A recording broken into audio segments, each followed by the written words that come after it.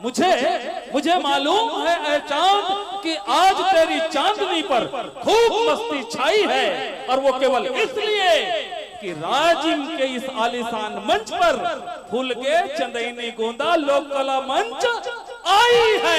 एक बार तालियां जोरदार लुटा दे और मस्ती के साथ देखिए उनकी ये प्रस्तुति।